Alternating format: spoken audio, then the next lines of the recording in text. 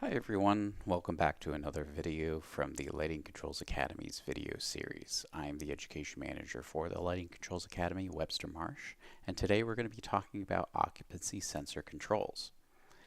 The way that this video is structured, first we're going to go over the fundamentals and control intent for occupancy sensors, why we use them, and what they're best used for. Sensor technologies and performance, how the sensors actually work, the system and design and configuration considerations, so how they're implemented in real systems, and finally application and best practices, how to apply them in real spaces. So let's get into the fundamentals and control intent for occupancy sensors. So first things first, the obvious. Occupancy sensors detect occupancy, meaning the presence of occupants within a space, and after a period of time they will time out and therefore determine the space is absent or the absence of occupants in that space. And by doing so, they'll be able to control the lighting automatically so that the lights are only on when the spaces are occupied. When we implement this, we're actually able to reduce energy considerably and even improve the convenience and security of a space. So instead of fumbling for a switch in the dark, you're able to quickly turn the lights on without even having to touch the wall or touch any kind of device. In a lot of spaces where occupancy sensors are set to an occupancy mode, which means the lights will automatically turn on, they really do improve that convenience and security factor. They also can reduce lighting energy consumption by up to about 45%, depending on other factors. But this right here really does show a considerable energy savings just by implementing occupancy sensors. They're also just a widely used low-cost solution because they implement such a simplistic model of is the space occupied or is the space vacant. And it's in a lot of cases with modern codes a requirement for most spaces. There are still exceptions to when to implement that, and I highly recommend you check out our IECC courses that we have, our videos, but we're not going to get too deep into the weeds on code requirements here. So what affects sensor performance? Well, the first thing is the functionality, its behavior, what it's set to trigger on and off. The sensitivity and coverage patterns, so how it's able to detect the presence of occupants in a space. The sensing technology itself, so actually the sensors and how they are calibrated. What kinds of communication methods the sensors are using to communicate to the system. The mounting methods that are being implemented to mount it into a space for optimal detection. The power source that it is using for energy. And any additional special features or accessories. All of these affect the performance that the sensor may have when being used in a space. The functionality, so drilling a little bit further into this, there are three main operating modes for an occupancy sensor. The first being automatic full on. This is the one that everybody assumes is what most occupancy sensors work on, but modern codes have actually been a little bit more strict about this. But basically the functionality of this is that when somebody enters a space, the lights will automatically turn on to full output without any interaction outside of just the motion in the space. The next type is automatic partial on, which means that it's not going to go to full output, it's just going to go to about 50%, so half of its output, and you would have to manually trigger the lights to go to full or a higher level by interacting with a local keypad or something like that. And then finally there's manual on, which also can be referred to as vacancy mode. And what this means is that the lights will not turn on until somebody interacts with a keypad or some other touch point on the wall. And that means that the lights will always stay off regardless of the motion in the space until somebody has manually turned them on, therefore manual on. Regardless of these modes, all lights are automatically set to turn off or reduce after a certain timeout. So after a period of time when motion is no longer detected, once that amount of time lapses, then the lights will turn off or go to a lower level in result of that. So getting a little bit into code before we move on, Most energy codes do require, in a lot of cases, manual on. You'd be surprised with the more recent code applications which spaces do require manual on. It's sort of growing, and it's because manual on kind of guarantees the space is going to be dark unless absolutely necessary. So people might not even notice that the lights are off until they hit the switch and then they realize, oh, the lights were off. So we actually do see greater savings by implementing manual on. But we also see still significant savings by implementing partial on, which is just another additional code requirement, and again growing to supersede full on, which is oftentimes just used for safety and security, limited user access. So again, if you're walking down a corridor, you might have full on because corridors, you just won't have accessibility to a keypad locally, so the lights can automatically turn on to full output in a corridor. But it's still something to keep in mind, like even though you can, the question is, should you? Because you will always get a greater energy savings by doing a partial rather than a full on or a manual on. So just when it comes to code, we are seeing a greater shift in these directions. There's also something called nuisance switching that happens with sensors. And there are two predominant effects of nuisance switching, which is that we either have a false on, which is where it detects motion, but it's not really human motion. It might be a vibrating object in the space or something like that. So it incorrectly identifies the space as occupied and turns the lights on or goes to partial on. By doing this, we're wasting energy, and so it's really an unfortunate nuisance switching event. But false off tends to be the more memorable because odds are in a false on situation, people just aren't going to be around to witness it. Whereas false off is when people are still in a space and the sensor fails to detect their occupancy. I'm sure many of you might have memories of being in a space where you're just staying still long enough for the detector to time out and the lights will shut off on you, and then you have to jump up and wave your arms to turn the lights back on. So that's a false off. And it really does disrupt. So if you're in the middle of something, it's going to really pull you out of what you're doing because all the lights just suddenly shut off. Even if you have sufficient light in the space, it's a very abrupt and an obvious change to the space. So having either of these is an unfortunate thing, but the false off, while you get better energy efficiency, it really is a disruptor and causes a lot of frustration. How we mitigate nuisance switching. First of all, we want to make sure we have the proper sensors selected for the space. We also want to make sure they're properly placed for optimal detection. We also want to adjust the sensitivity because either too sensitive or not sensitive enough will get those nuisance switching behaviors. We also want to optimize that time delay depending on the space and how it's being utilized and all of the above criteria. It might still be important to adjust that time delay to either be shorter or longer. And we'll also discuss this in the next section, but using dual technology where we need it to be used so that we have secondary methods of detection. So let's get into sensor technologies and the performance that they have. First of all, as I mentioned with sensitivity and coverage, this is the ability to detect whatever movement that it is. So we oftentimes break it into two predominant categories, major motion and minor motion. So with a major motion, that's oftentimes used for a place where you would have gross movement, walking, moving objects around, shifting furniture, stuff like that.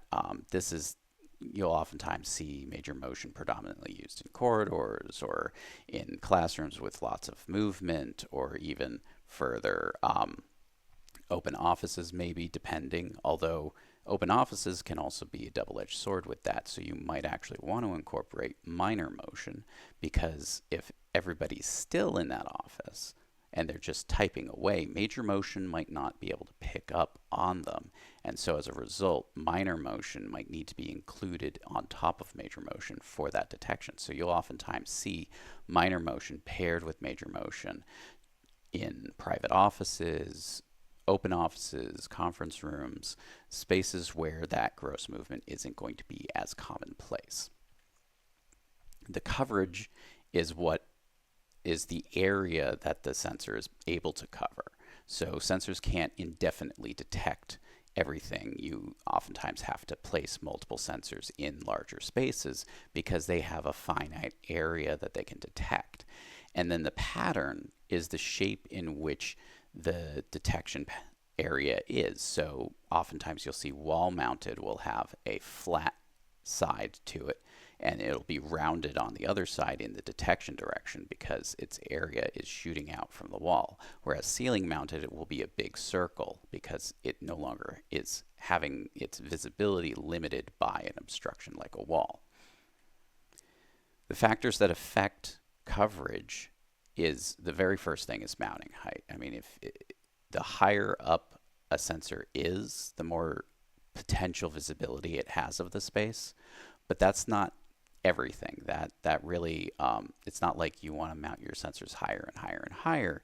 It's just that you want to be considerate of the mounting height. And so if your ceiling is at 8 feet versus if your ceiling is at 12 feet, your 12-foot sensor is actually going to have a wider diameter of detection than your 8-foot sensor. But that's to be weighed against that detection pattern. So we'll talk about patterns in a moment, but just the coverage itself can be broadened by higher height in the space. The other thing, though, is the room size itself. And so depending on the detection technology, that might impact how broad of a range you can actually use that sensor for. And so as a result, you might need multiple sensors just because of the size it is. There's also obstacles and partitions. So anything that could obstruct the detection could really impact that coverage pattern. So it's not enough to just say, okay, you know, the circle covers this area. If you have really high partitions, that circle might actually be impacted by your obstructions, just like how a wall would.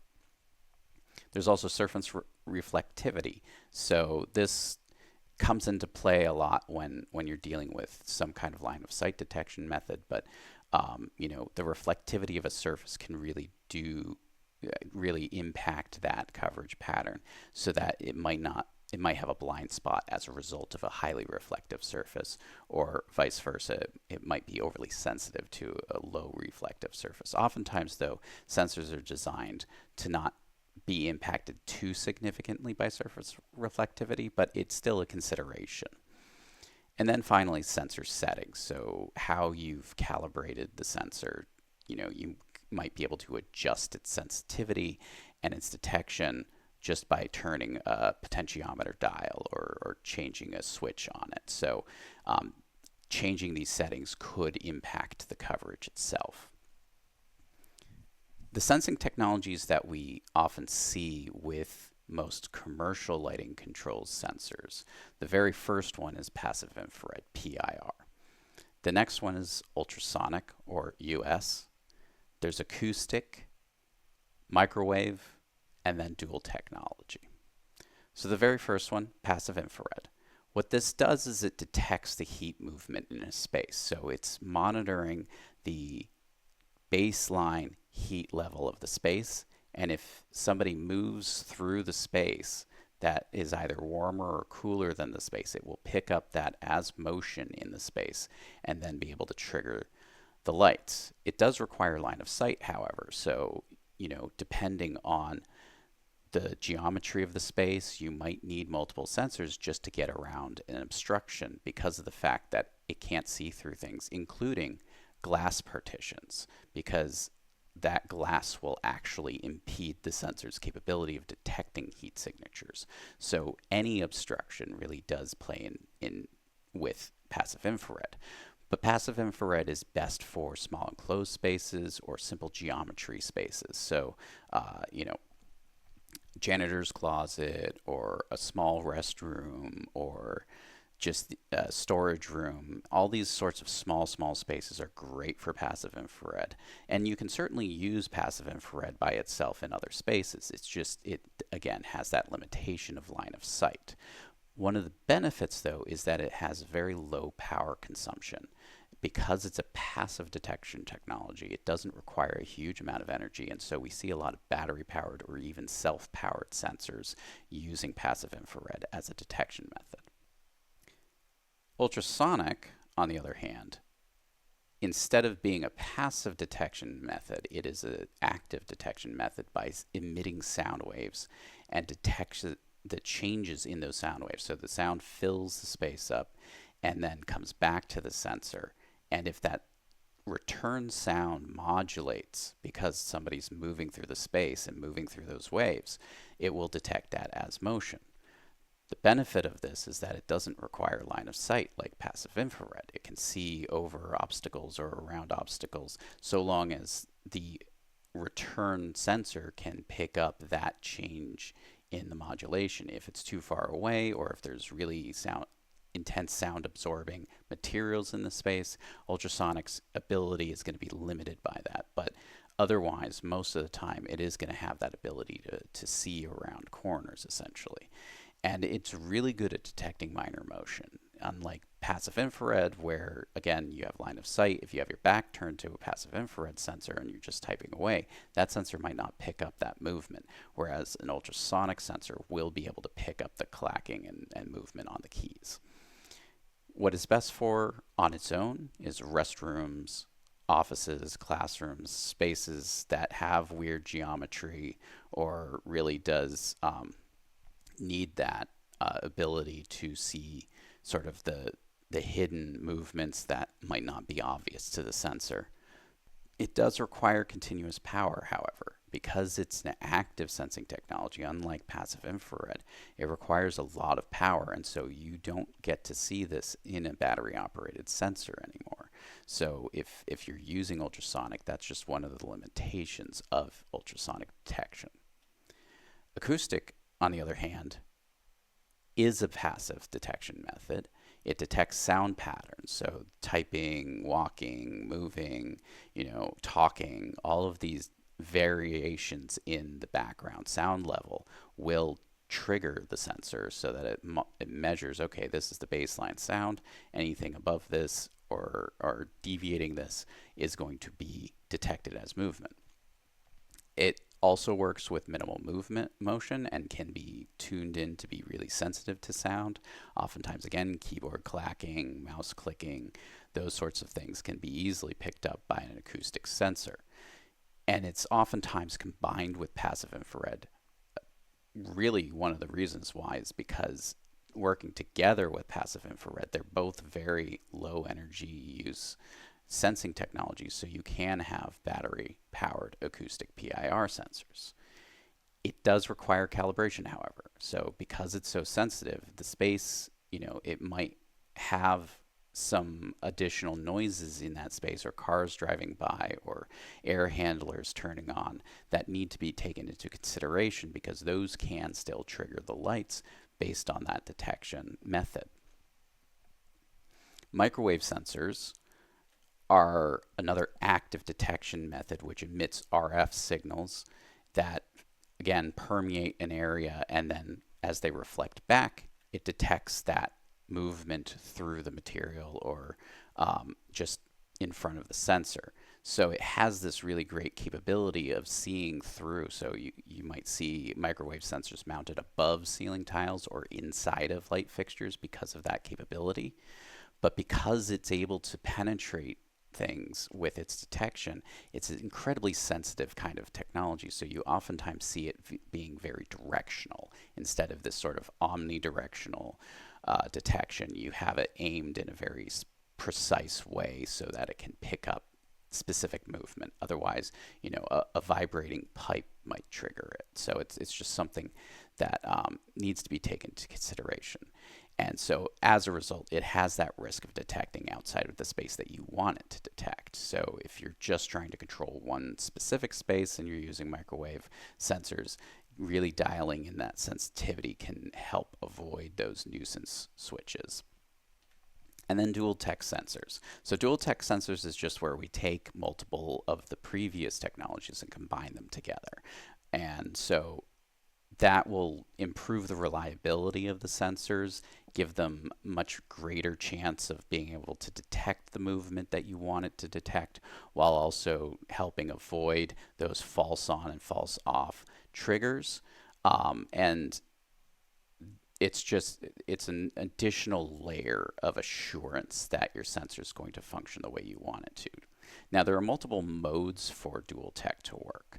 The first one is, and this is the most common one you'll see as a default, is PIR only initiation, meaning that the secondary detection method, which is oftentimes ultrasonic or acoustic, the secondary method will not be used to turn the lights on. It's just passive infrared. So it needs a line of sight trigger, but once it gets that line of sight trigger, then the secondary detection method comes into play and is kind of detecting alongside the PIR or in lieu of the PIR.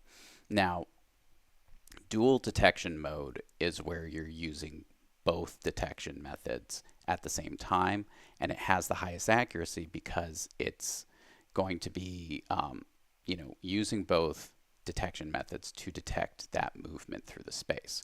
Whereas bidetection is going to have a faster response where it's an either or. So in dual detection, both sensing technologies need to detect the presence, whereas bidetection, it's either passive infrared or acoustic triggering it. All right, so let's get into system design and configuration. One of the first things that needs to be thought of with most lighting controls, regardless of device, is communication method, how devices are communicating with each other. And that's no exception to occupancy sensors. So the very first one is contact closure, very simplistic way of communicating. It's a binary signal. Either the contact is open or closed, and depending on the behavior of that contact closure, it will communicate occupancy versus vacancy, and that's it. That's the communication that it has. So it's a very simple way of communicating, but it has very limited capabilities as a result.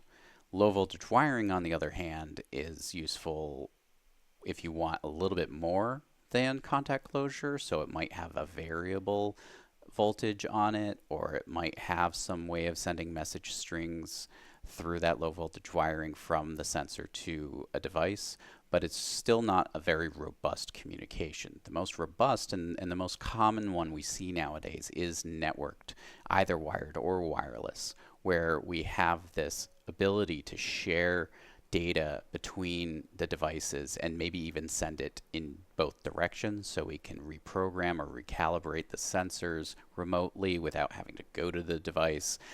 We can also implement a lot of the advanced control strategies that we've talked about in other videos, where we want to have this sort of if-then criteria, or we want to really improve the building automation systems functionality by layering the lighting control sensors on top of it. So by having the networked option, we're really improving a lot of capabilities of the system, but it's not the only one. There, again, these simpler versions are still acceptable and usable. It's just, again, you are limiting your capabilities by going with these other methods.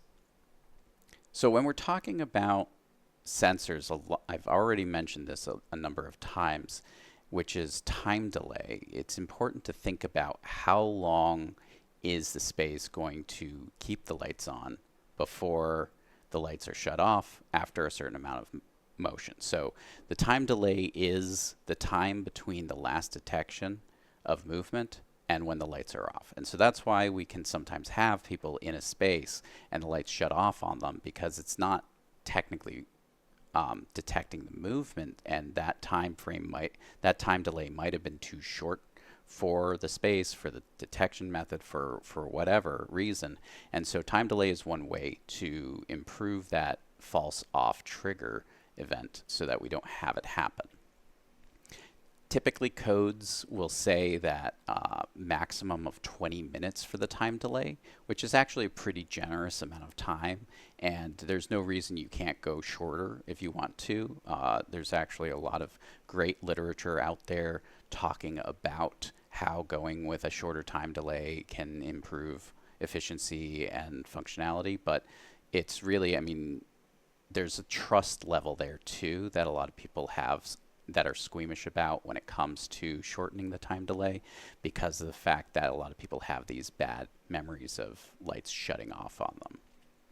The sort of frame of mind here is a shorter delay results in more savings, but there's a higher risk of a false off event.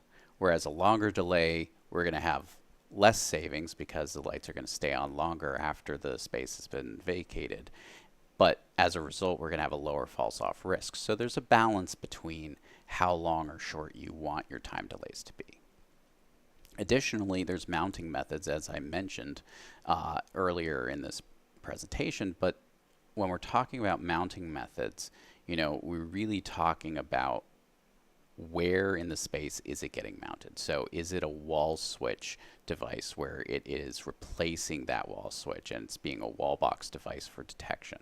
Is it a ceiling mounted sensor for better visibility, but you know, maybe the ceiling is way too high for the sensor to actually be functional, and so we might want to go to a high wall corner mount sensor so that we can really pick up movement in the space while not having to mount the sensor so high up on the ceiling that we just can't detect anything. And then additionally, there's luminaire mounted. So this is luminaire level lighting controls most of the time, but we're often seeing this more and more nowadays where you mount a sensor to a luminaire, and as a result, each luminaire has its own way of detecting motion in the space, and your ability to detect that motion actually increases. So it's a great method if that's applicable to the project. But there's also workstation sensors, and there's other creative ways to think about how you can mount sensors. So long as you're not impeding the sensor's ability to detect, sensors can really be mounted in a lot of different places and under a lot of different applications. So it's not just that, you know, you need to follow the rote function that's being prescribed to you. If the sensor is still able to detect the movement and you can mount it safely in a location for what you're trying to achieve. I've seen motion sensors in a lot of different places that are very unique. So just something to think about is, you know, if there's a specific precise kind of motion you're trying to pick up on, maybe that sensor should be located closer to where that movement is going to happen. There's also power sources for the sensors. So as I've mentioned before, some can be self-powered, but oftentimes you're going to see a low voltage and power pack source connected to the motion sensor. So you need to oftentimes the sensor is going to use low voltage DC power, which means it can't just be hardlined connect to the building's power. You have to transform it down to a low voltage DC power source.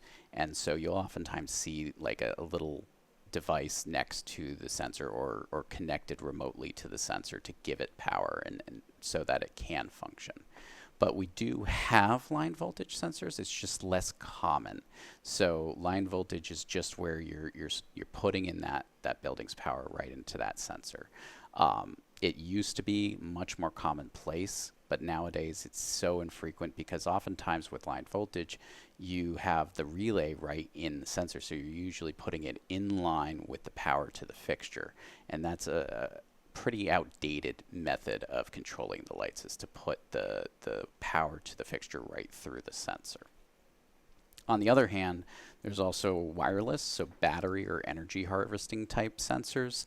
These devices are really meant for hard to reach places or places where running additional wires is going to be problematic or unsightly, where you might need to break out the genie lift to access that sensor, and so it might be easier to have energy harvesting than having to get the genie lift to go change the battery. Now with batteries, like I just noted, you do need to replace the batteries over time. they're oftentimes rated for years upon years, but eventually that battery will die and need to be replaced. And a lot of people might point to the sensor saying it's not working, and the battery is actually the reason why it's not working, because the battery was drained. There's also special features that are just important to think about when it comes to the sensor equipment. The very first one is LED indicators or alerting type measures. So generally these LEDs are used for the purpose of making sure that the sensor is working and picking up on motion. Oftentimes sensors are designed to only have these indicators on for a certain amount of time during programming, calibration, and testing, and then they will turn off so that they're not a distraction and you don't see the lights blinking all the time. But it does depend on the manufacturer and the product, but these indicators are really helpful so that they will blink to show, oh, I've detected this kind of motion. Adjustable sensitivity and timeout, so sometimes that's going to be right on the device and you'll have to pop a cover off or use a screwdriver on a potentiometer or something like that. But that sort of feature is programmable, configurable on the sensor, or in some cases those user interface components are not accessible on the device. You might need a Bluetooth application on your smartphone or a computer to be able to calibrate that, but these are the additional layers to make sure that the device is working. Masking, so especially in a PIR detection sensor, you can actually take like a clear film and cover segments of the sensor to be able to mask that area, so you can avoid those false on triggers from an area that has obvious gross movement that you don't want to pick up on. So an example might be a corridor next to a classroom. If your sensor has visibility of that doorway and that doorway is left open, movement across through the corridor that passes past that doorway will get picked up as motion. And so if you mask the part of the sensor that's aimed right at that doorway, you can avoid that kind of false on triggering. And then further, there's advanced features that are available to specific devices or specific manufacturers. First one is a dual or isolated relay. So in this case, we are using a relay to connect or integrate with another device or another system. This we see a lot in HVAC simple integration, where you're just triggering a relay controlling a VAV. And so when the sensor triggers the lighting, it also triggers the HVAC equipment. And so that's just one advanced feature that you might have available to you. Another one, you might see that the sensor is actually combined with a daylight sensor. And if you want to learn about daylight control, we have a video about daylight sensing technology, so highly recommend you check that out. But we are seeing more frequently that occupancy sensors have a built-in daylight sensor right inside of it. And then similarly to a lot of devices that you might see a combo dimmer sensor. So this is oftentimes referred to as a wall box sensor, and it's designed to replace a switch on the wall to give a space the ability to detect and dim the lights at the same time. But this has limited application, so that ability to sort of dim and control and detect presence really has a limit to its visibility typically, because it's a wall-mounted, low-height wall-mounted device. But it is another advanced feature that's available to occupancy sensors. Finally, there's accessories. So mounting brackets are a very common accessory. We've seen a lot of different form factors with mounting brackets, going from magnetic to double-sided tape to screw-in. You name it, it probably exists out there somewhere. So the mounting brackets tend to be pretty dynamic and flexible for where they're being used. There's also protective cages if you really want to make sure that a sensor in a high abuse location is protected, because you've got delicate parts. You can get a protective cage around it.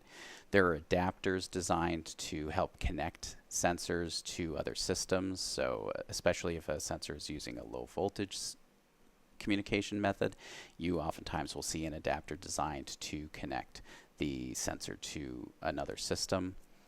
There's light loggers where they detect how long a space has been illuminated for, how long the lights will remain on and being used in a space. And so these are additional accessories that you can add on. But we're seeing that this is becoming more commonplace with the software supporting the system rather than just the sensor itself. So getting into application and best practice. So where we use occupancy sensors, there's an ideal location, but again, going back to code requirements, that may be the dictating component of it, is that the energy code is saying you have to have an occupancy sensor there. But the ideal spaces that we see where occupancy sensors are best applied are spaces that have intermittent use. So offices, classrooms, restrooms, storage rooms, corridors, or warehouses, where they're not always filled with people all the time. There's sort of like an ebb and flow to its use. And so as a result, the lights have this dynamic ability to respond to that change in use. So an application example would be a restroom, where we have a single ceiling dual tech sensor. It's positioned near the stalls. The reason we have a dual tech is because the partitions are too high for the PIR sensor to detect people in the stalls. And so that's where we oftentimes see the most false offs, is in a space where we have high partitions that weren't accounted for and somebody just used PIR only as a detection method. The only way to really do PIR in a functional way in a space with high walled partitions is to have a sensor in each partition space, and that way you can detect that movement. But it's really just, for simplicity's sake, best to use a dual tech sensor in a shared restroom.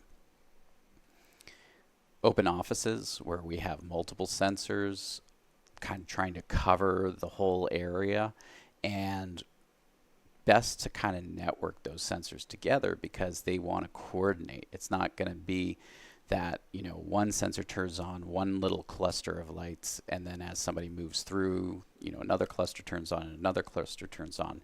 You really want them to all coordinate together, and depending on the energy code, you might need advanced capabilities such as conditional logic, where if one spot in the open office is occupied, the lights are at full output, but the rest of the entire open office is really at a low level, just to kind of give this, safety feeling for the person, but it's not wasting tons of energy just so that somebody, can work at one desk in an open office. So that tends to be a common requirement in more modern codes. And so having a network of these sensors rather than 1Z, 2Z connections for these sensors really helps support the design of the space.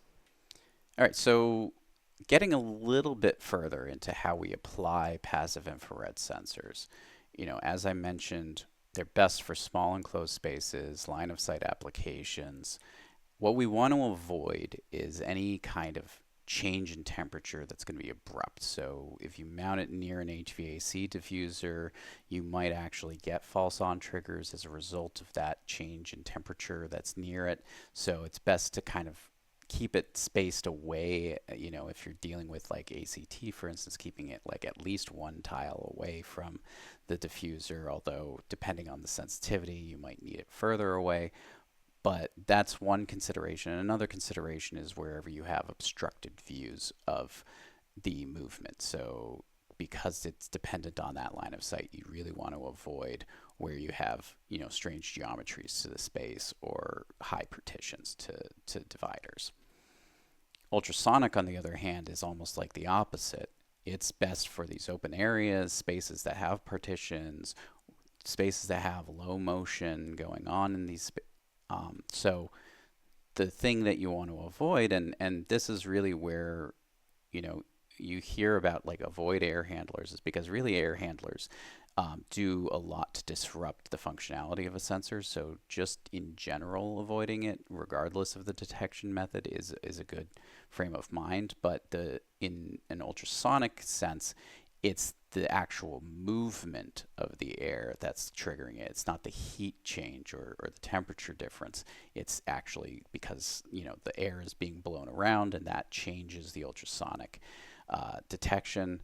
And that could also just be in general, it doesn't necessarily have to be right adjacent to the air handler. So just keeping in mind that if there's a lot of air movement in a space, such as in an IT closet where you have a lot of cooling going on, that could keep the lights on indefinitely. Whereas reflective surfaces also, again, as noted, really do kind of impact it, depending on if it's a sound dampening material especially, or if it's a hard surface.